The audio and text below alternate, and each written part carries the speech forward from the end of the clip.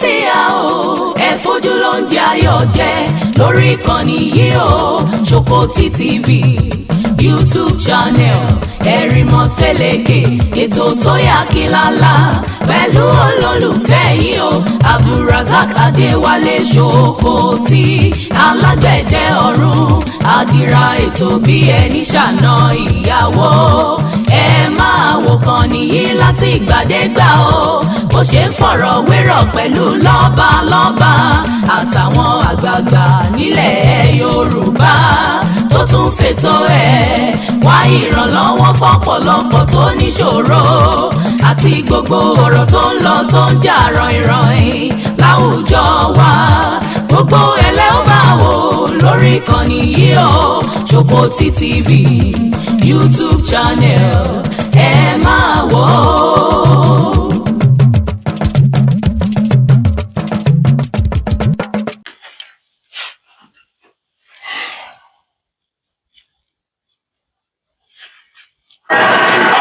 Sunday and then actually no as Sunday I'm a typical Yoruba man, so and I have my green card. This is my green card. Then we have our culture, that is Yoruba culture. We call it Yoruba culture. Our culture is so beautiful all over the world. So my people, we need to join our hands together to fight for our religion, our culture. So because we don't need to make our culture die. Our culture is very powerful culture all over the world. Very respectful culture. I'm telling you right now. See, I'm around the Fedesak. We call this area Fedesak. See, beautiful area in Denmark. So my people, I'm begging you, we need to fight ourselves. We need to build our hands together to fight for our religion, our culture. Very important. Please, my people, love is very important, very important in our religion. Love is powerful. We need to join our hands together. We need to fight ourselves. Please, I'm begging you, my sister, my brother. Because I'm a Yoruba man, my language is very important to me. I'm not in this man, I'm a Yoruba man. So love is very important. Please, my people, I'm begging you. God bless you all over the world.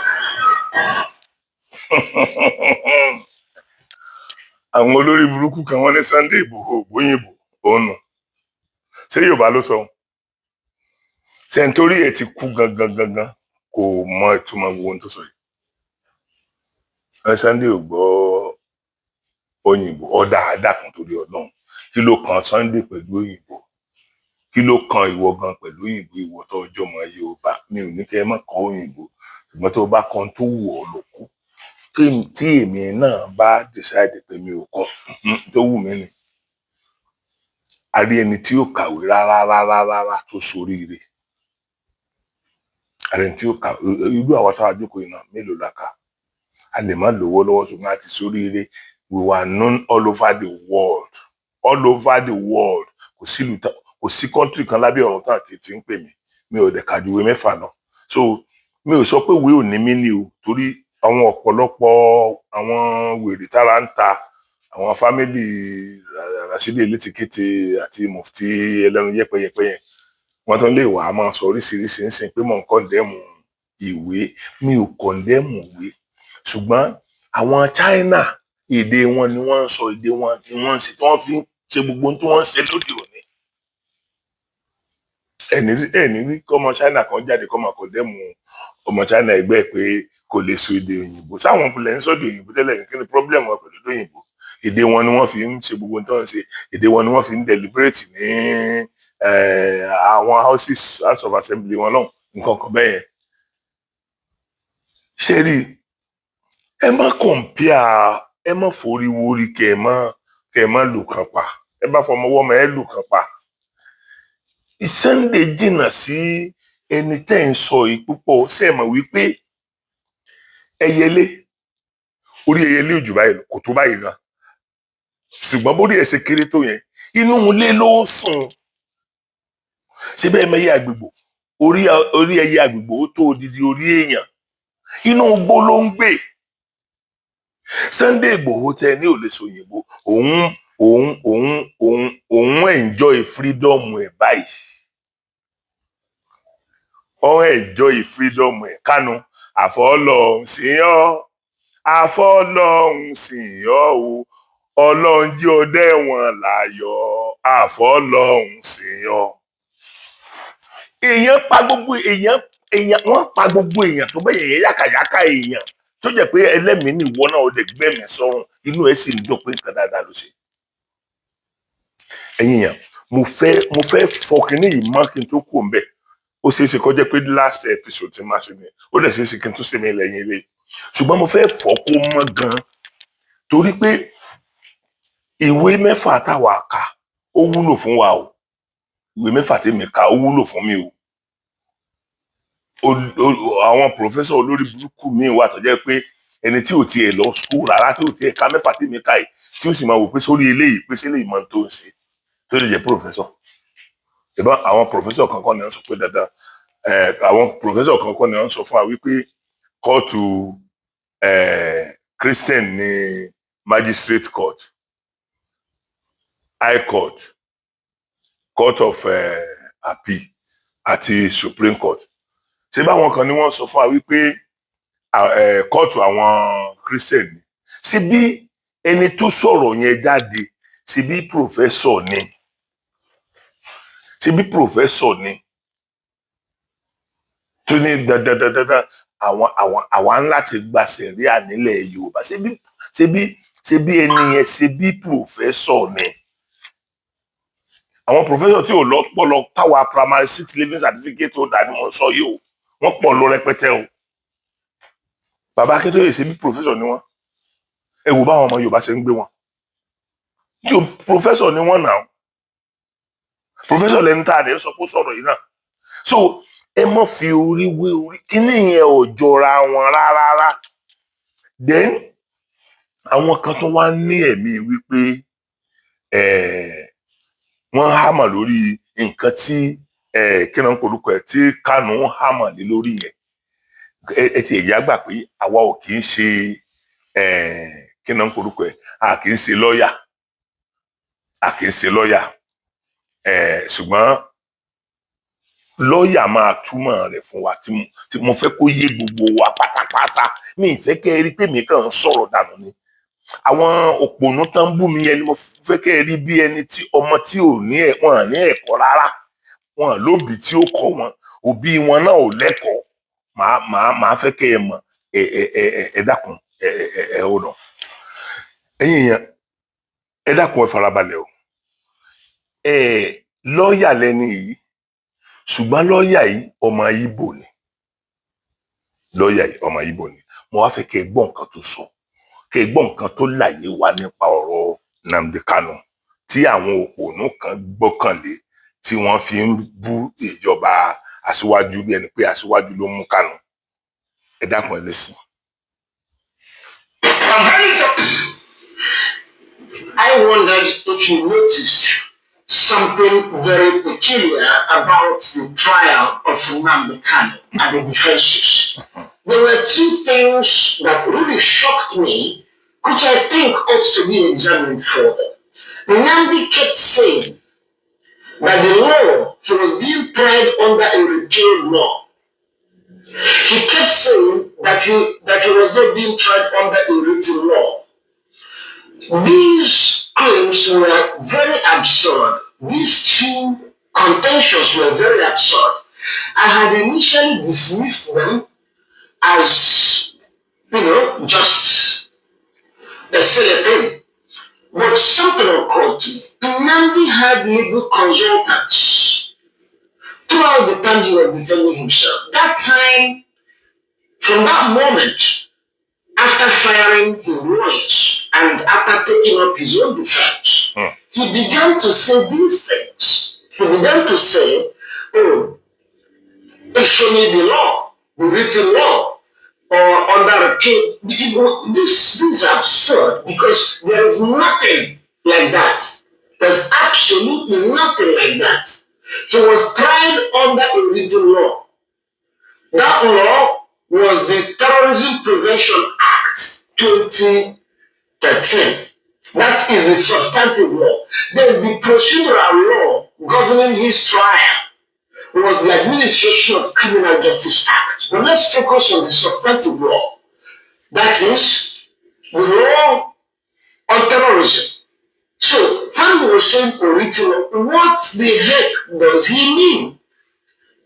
So, and he had consulted. So somebody must have told him to start saying that. Whoever told him that was incredibly grossly mistaken.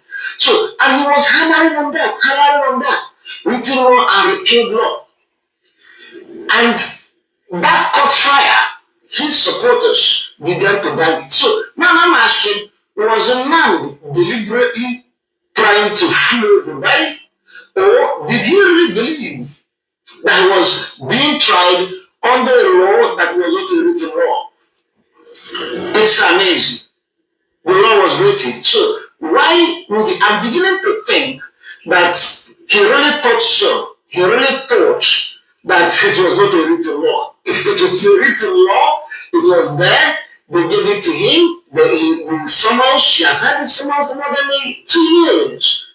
He will see the law, will see where it was written, and he read it. So what do they mean by a written law? Now, I've explained to you the repealing of law. Okay? The fact that the law is repealed doesn't mean that offenses committed under them are no longer punishable. There is a way of carrying them over to the next law. The new law will say the old law is repealed. However, all cases standing under that old law are still in force. It is called saving clause. It is the clause that handles transition, moving from one piece of legislation to a subsequent one. So it carries over, because it will be strange if upon repealing the law, then all terrorism committed in the past are excused. That doesn't work that way. It carries it over to the new law. So ask him, was it a repealed law? Yes, it was repealed law, but it does not affect anything. It was repealed because new offenses cannot be committed under it. It does no longer cover new offenses. But they still cover all former offenses, old offenses. So this is something that many of you need to understand. I want you to clear your mind on that issue and become an expert on that subject. Okay? The law under which Nnamdi Kanu was charged was a written law, and it was a valid law. Even though repealed, it was not repealed as at the time the offenses were committed. In fact, it would be impossible to try to charge Nnamdi under the new law. If you try to charge Nnamdi under the new law, it's not going to work, because he committed the offenses before the new law came into force. So that is it. I hope it is settled now once and for all. Thank you, my brother. Thank you, my brother. Ṣé mọ̀ pé àwọn lọ́ọ̀yà kan náà ni kọ̀ǹsọ́táǹtì Nnamdi Kanu. Kì í dẹ̀ ṣe pé ó kù ọ̀sẹ̀ kan ọ̀sẹ̀ méjì ni Kanu ti ń sọ ohun tó ń sọ yẹn. Àwọn kan dẹ̀ ni lọ́ọ̀yà. Nígbà tó lóun fẹ́ máa gbẹnusọ fún ara wọn, àwọn lọ́ọ̀yà yẹn became consultant fún. Wọ́n dẹ̀ wà ń bẹ̀. Wọ́n dẹ̀ gbọ́ gbogbo àwọn náà dẹ̀ fi gbogbo ohun tí wọ́n fi sí lẹ́nu yẹn lẹ́nu.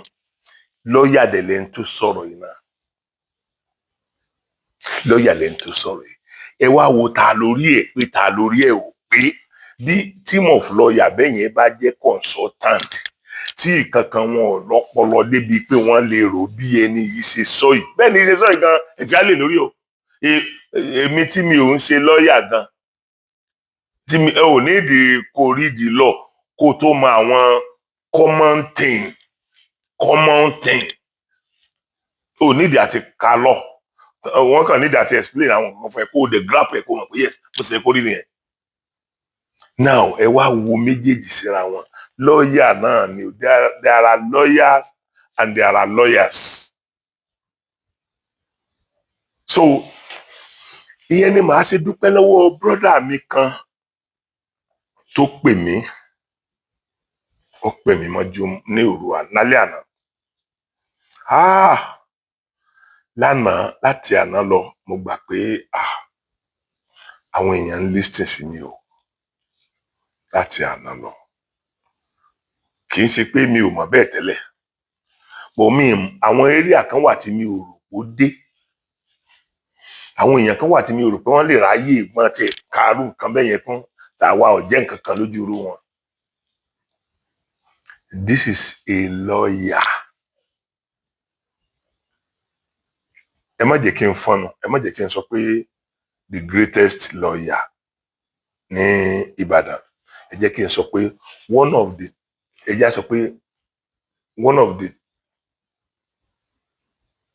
very few greatest lawyer ní Ìbàdàn. One of the very few greatest lawyer ní Ìbàdàn.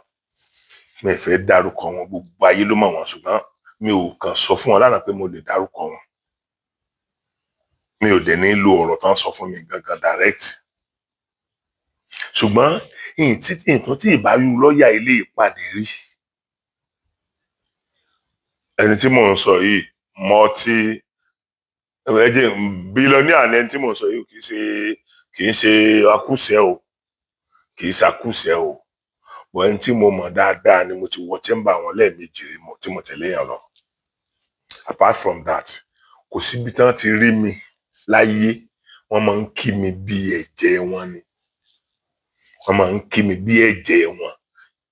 Even nígbà tí mi ò tiẹ̀ tí máa sọ̀rọ̀ tó jẹ́ pé fíìmù lásán ni mò ń ṣe, brother mi máa ń kí mi bí ẹ̀jẹ̀ wọn. Bóyá bí ọmọ ìyá wọn, lẹ́gbọ̀n tàbí lábúrò. Wọ́n wá sọ àwọn ọ̀rọ̀ kan fún mi lánàá. Wọ́n ní Sokoti, àwọn náà pẹ̀lú àwọn tó ń bàjẹ́ o. Ètò kọ́kọ́ yà mí lẹ́nu yẹn. N tí mo fẹ́ sọ yóò escape èmi náà. Mo pẹ̀lú àwọn tó ń bàjẹ́. Sokoti, ẹ pé àwa elite tí a bá rí solution látọ̀dọ̀ àwọn olóṣèlú, ẹ ṣe pé àwọn elite yẹn jọ kí wọ́n join our together, kí wọ́n get rid àwọn nǹkan tí ò dáa tó ń ṣẹlẹ̀ láwùjọ wa. Pé ṣé mo mọ̀ pé àwọn náà wà nú àwọn táwọn ń sọ yìí o. Pé ṣùgbọ́n àwọn wò wípé okay, ṣírú wa iná ó sì kú láì ṣe pé a mọ òtítọ́, láì ṣe pé a mọ òdodo, á dẹ̀ kú, á dẹ̀ lọ bẹ́ẹ̀, á fi gbogbo wàhálà yẹn lè tán fáwọn ọmọ wa náà láti tún máa pé no matter how kò sí iye táwọn lè ní. Ọmọ tí ò bá lẹ́kọ̀ọ́ á parí ẹ̀ láàrin ọdún kan, gbogbo ohun táwọn bá rí kọ́ àwọn ní láyé. Ṣùgbọ́n àwọn fẹ́ ọmọ tí ó tún máa tọ́ àwọn ọmọ sọ́nà làwọn fẹ́. Sokoti, kí ló dé tí mi ò pé gbogbo àwọn elite, àwọn gangan pẹ̀lú ba ìlú yìí jẹ́, wọ́n sì ń ríra wọn bí ẹni pé kò kàn wọ́n. Bẹ́ẹ̀ ó dẹ̀ ṣẹ́wó mọ́ wọn lára.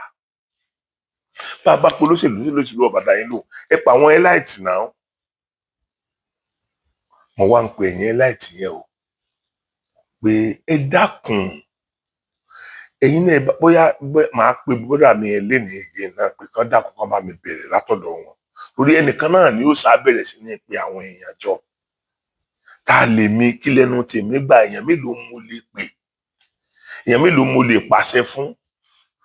Tèmi bá pè wọ́n fún sórí nǹkan bẹ́ẹ̀, wọ́n rí bí ẹni pé mò ń pàṣẹ fáwọn ní èmi ò dẹ̀ jẹ́ nǹkan kan lójú wọn.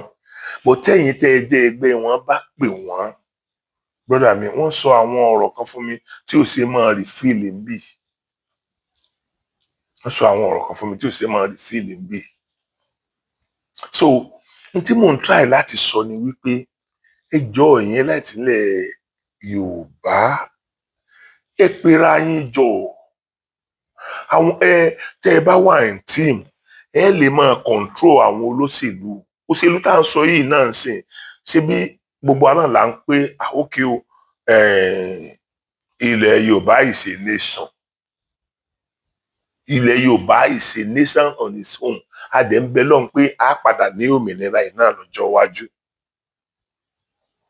à ń padà inú wa ń dùn pé a padà ní òmìnira bó lè jẹ́ pé àwọn kankan tó bá sì ń jẹ ń bẹ̀ lọ́wọ́lọ́wọ́ sìn wọ́n máa believe pé that will be the end of the world. Feelings tí wọ́n dẹ̀ nìyẹn ó yẹ káwa náà respect ẹ̀. That's why tí mo fi ń sọ wípé ẹ má jẹ́ abúyàn, anybody lè jẹ́ olóṣèlú. N tí wọ́n choose láti jẹ́ ni wọ́n jẹ́, n tó náà choose láti jẹ́ ló náà jẹ́ yẹn. Ṣùgbọ́n olóṣèlú tá a bá rí pé ó ń ṣe tí ò dáa, á gbé síta ká sọ̀rọ̀ ń pa ẹ̀. Ẹ jẹ́ ká sọ̀rọ̀ ń pa ẹ̀ pé lágbájá o olóṣèlú ni o, ṣùgbọ́n tí gbogbo ohun tí ń ṣe nǹkan tí ò dáa ni. Tí ẹ bá dẹ̀ ń ṣe nǹkan tí ò dáa, àìdá máa gbẹ̀yìn ẹ̀ o. Tí ẹ bá ń ṣe nǹkan tí ò dáa, àìdá máa gbẹ̀yìn ẹ̀. Ṣẹ̀rí mo pe bàbá wa Aṣíwájú Bọ́lá Ahmed Tinubu jọ́ sí bíi fídíò 3-4 sẹ́yìn. Mo ní ọ̀pọ̀lọpọ̀ nǹkan tí ò tún ṣẹlẹ̀ mọ́ for a very long time. Ó tún ti ń ṣẹlẹ̀ nígbà ayé wọn. Ṣé ẹ mọ̀ pé wọ́n ti fi òpin sí à ń lọ ju bọ́ǹbù nìkan? Ìwọ̀n padà wọn ò ṣe bẹ́ẹ̀ ju bọ́ǹbù mọ́, ìbọn wọn ń gbé káàkiri tí wọ́n á lọ wọlé pa àwọn èèyàn. Ẹ jẹ́ ká sọ wípé ẹni tó kú lórí ìjọba tó ti kú sìn, ẹ jẹ́ ká sọ pé ìran rẹ̀ làwọn tó ń pààyàn, so kò lè take a decisive action kan tó le. Wọ́n Aṣíwájú Bọ́lá Ahmed Tinubu ẹ̀ kì í sọmọ Fúlàní, ọmọ Yorùbá ni ẹ̀yin níran. Ṣé ẹ wo bí ẹ̀mí ṣe tó lára ọmọ ẹ wo bí ọmọ Yorùbá ṣe ka ẹ̀mí kún, ẹ wo bẹ́ẹ̀mí ṣe tó lára ọmọ Yorùbá.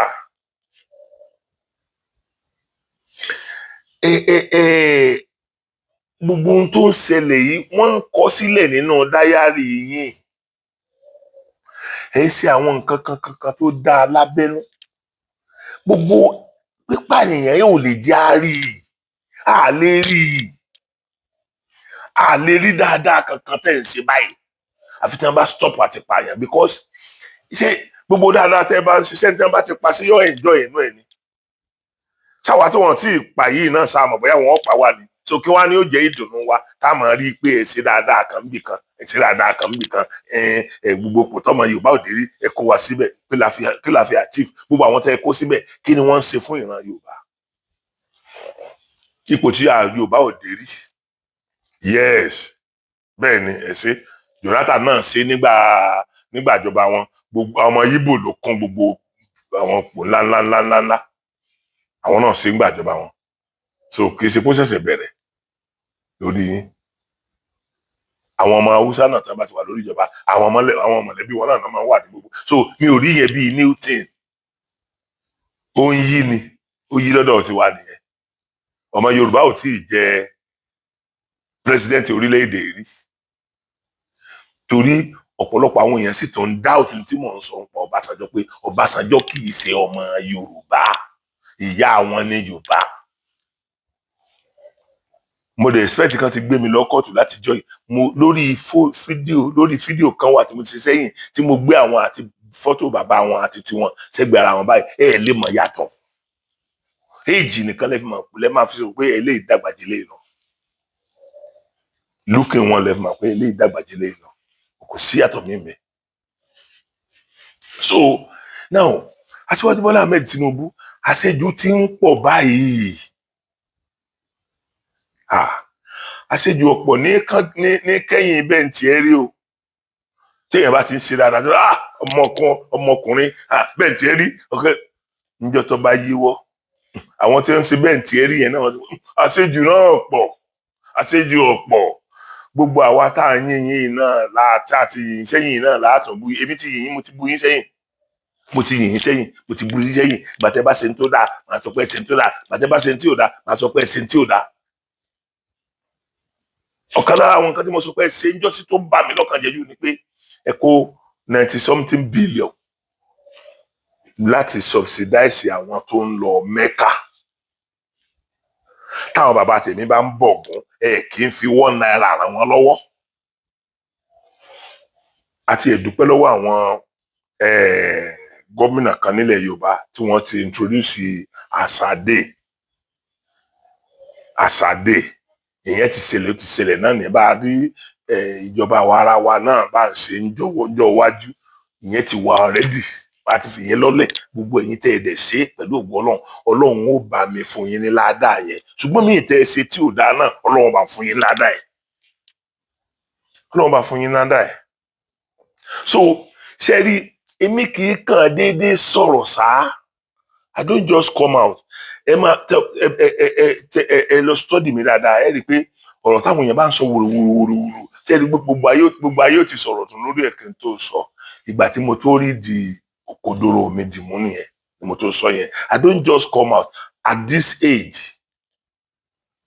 closer to 80 than 70 at this age kí wá lórí mi dàrú èmi náà kàn máa follow àwọn èèyàn káàkiri bàbá tí ń lọ ni no èmi ò fọpọlọ tèmi gbé wò èmi ò fi ọpọlọ tèmi máa fi gbé wò ẹ dákun torí Ọlọ́run ẹ̀yin elite tó wà ní ilẹ̀ Yorùbá ẹ pọ̀ gan-an doctor engineer and so on and so forth ẹ pọ̀ tẹ́ ẹ̀ sí nípò òṣèlú tàbí ẹ bá tiẹ̀ wá ń pò òṣèlú náà ẹnìkan náà ní bẹ̀rẹ̀ àtúnṣe ẹ̀yin elite ní ilẹ̀ Yorùbá ikú tó ń pojú gba ẹni ó ń pòwe mọ́ni ni ẹ má jẹ́ kí n tẹ́ ẹ ní lọ́wọ́ lónìí ó jọ yín lójú ọ̀la ló important o ọ̀la ló important o broda mi kan tí mo sábà máa ń follow ọ̀rọ̀ ẹ̀ ẹ̀gbọ́n tó sọ lórí ọ̀rọ̀ yẹn létí ẹ dákun torí Ọlọ́run ẹ̀yin èèyàn mo fẹ́ kẹ́ ẹ listen kẹ́ ẹ gbọ́ broda mi yìí àbúrò lòdì sáwà kẹ́ ẹ gbọ́ nítorí pé ó lórúkọ àwọn èèyàn kan wọn ò ní reason pẹ̀lú ohun tó ń sọ torí ìlara apá àwọn ò lẹ́ni tó lórúkọ náà dílé wọn inú wọn dẹ̀ ń bàjẹ́ pé àwọn kan lórúkọ àbáwọn kan popular jà wọn lọ elísìn gbọ́ broda mi yẹn. Should we even start going into the reason why people commit crime? Should we really go into the reason why there's crime? If it's not the greed of the elites, what causes crime? As I said to you, everything anybody wants is dignity and a voice. You put them in poverty, and then you tell the people why they're in poverty that since they don't have money, they have no dignity.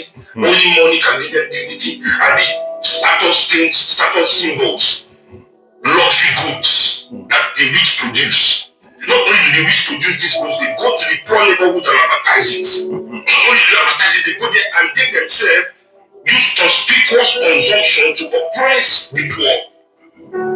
While the poor stay in their situation without no legitimate hope of escaping. Now there's a difference between a man that commits crime to eat and a man that is already eating but still committing crime. Tell me why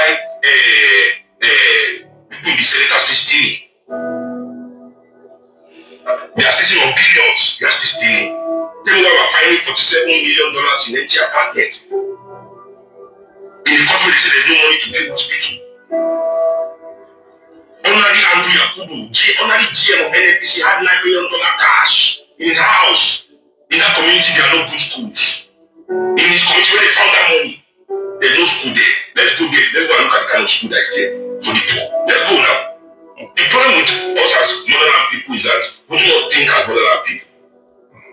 We think first as Europeans, then we think as Nigerians, before we think as Africans. And by the time we start thinking as Africans, it's too late. People don't understand what Nigeria is. The identity that they give you, that Nigeria. Before they rename us, it's an oppressive act. I'm Yoruba, but the only way I can see the world is as a Nigerian. Meaning that as a Yoruba, I am banned from seeing the world.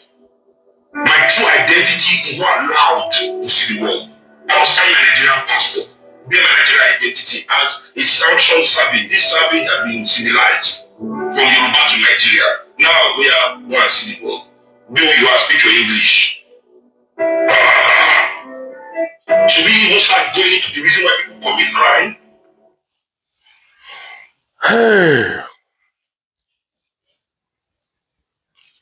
ṣe ẹ gbọ́ nǹkan tí brọ́dà mi sọ, ẹ̀gbọ́n tábùrò mi sọ,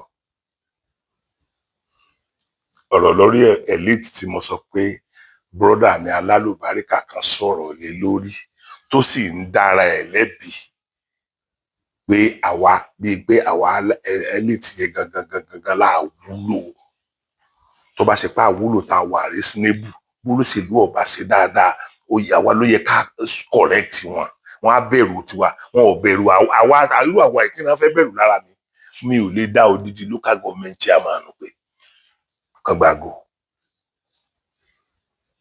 ó ní mo ṣe máa ń praise chairman ẹyọ kan tí mo máa ń pè tí mo dẹ̀ gbọ́n táwọn èèyàn sọ ń pa ẹ̀, chairman Ìbàdàn North East. Ìbàdàn North East Council mi ò rí mo fẹ́ mọ́ rí wẹ́ẹ̀ rí tó bá jẹ́ pé tèmi nìkan ni màá nítorí pé mo lórúkọ bóyá ló ṣe ń ṣe fún mi, but I keep on listening to what people are saying whenever tí n bá tiẹ̀ lọ sí area yẹn or whenever táwọn yẹn bá sọ̀rọ̀ nípa àwọn olóṣèlú, kọ́lọ̀ lílo máa yọ̀ bá mi ràn lọ́wọ́, kọ́lọ̀ wọn máa gbéga ní gbogbo ìgbà.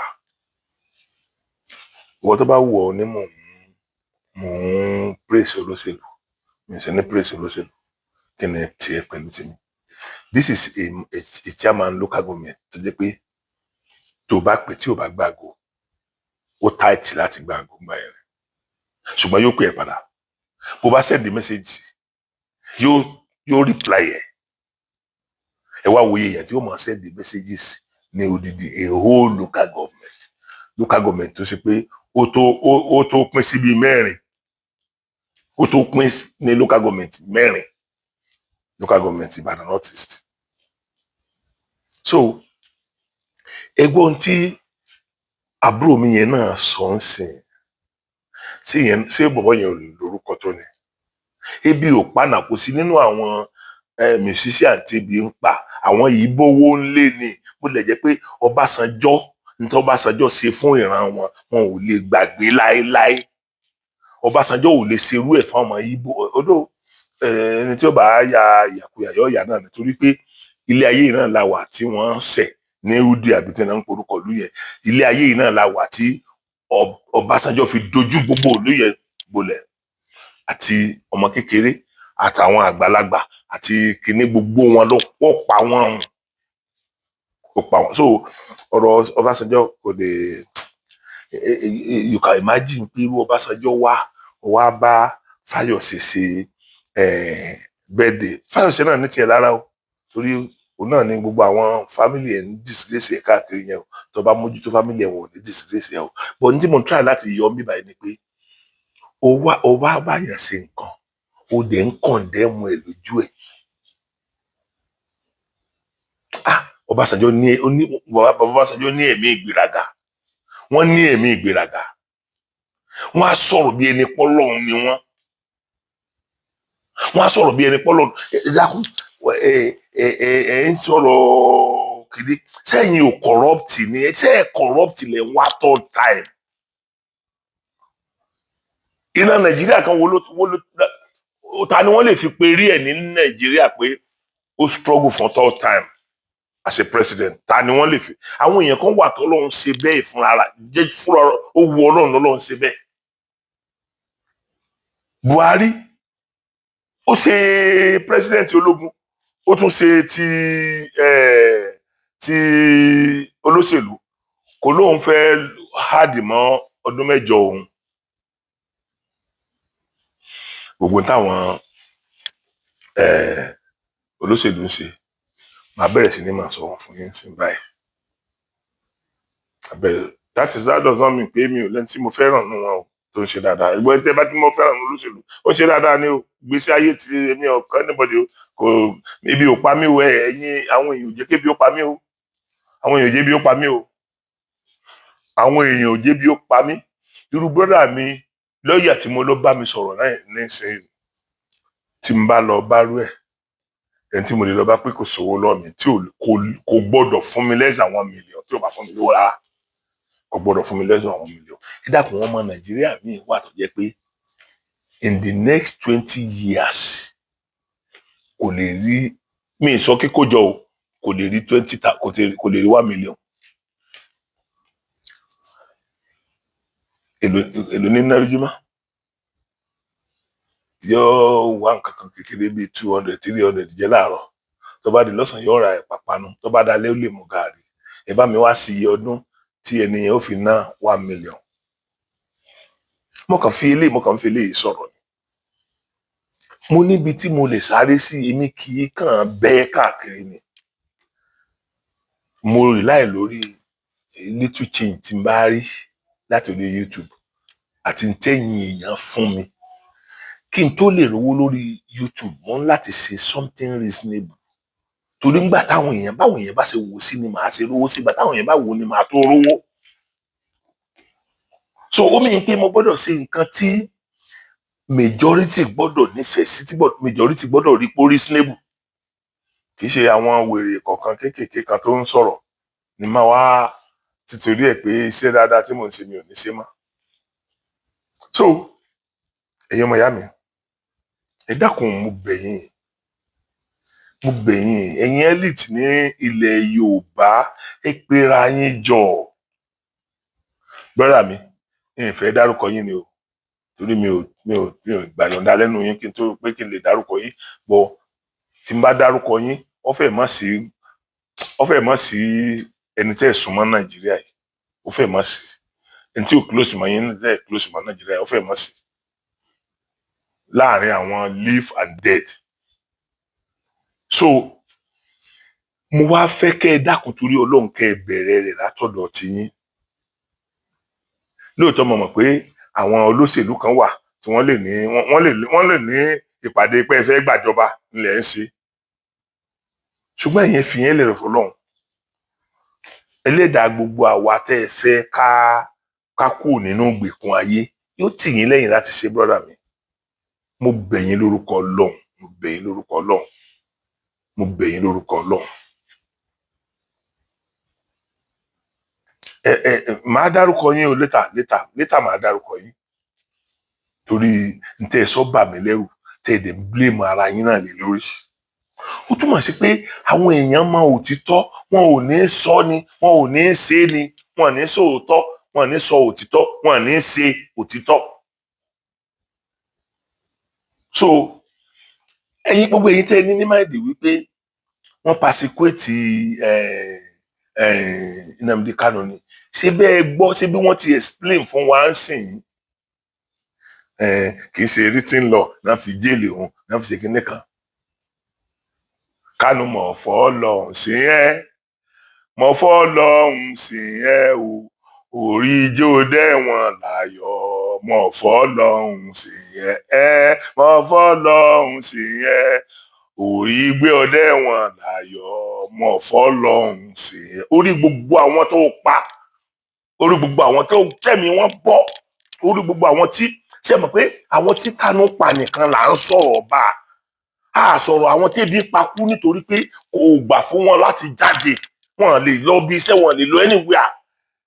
Èèyàn mélòó lẹ mọ̀ tí ó ti ń síìkì tó yẹ kí wọ́n gbé lọ sọ́sibítù tí ó rí ìwòsàn, tí wọn ò lè lọ nítorí pé kò sí mọ́tò, kò sí èèyàn gbọ́dọ̀ jáde. Kí amokun mẹ́kọ̀ọ̀kan wa tó sọ wípé tírù yẹn ṣe dáa pé Nàìjíríà fìyà jẹ lásán ni. Káwọn olórí burúkú kan máa compare yẹn pẹ̀lú Sunday Igboho tẹ́ ẹ rí ọ̀rọ̀ ọ̀tùnú látẹnu ẹ̀yẹ. Ẹ̀yin èèyàn, ẹ wo, kí ni yóò ní jù báyìí lọ toró ti ń gùn. Mo kí gbogbo wa wípé ojú ò fẹ́ra kù.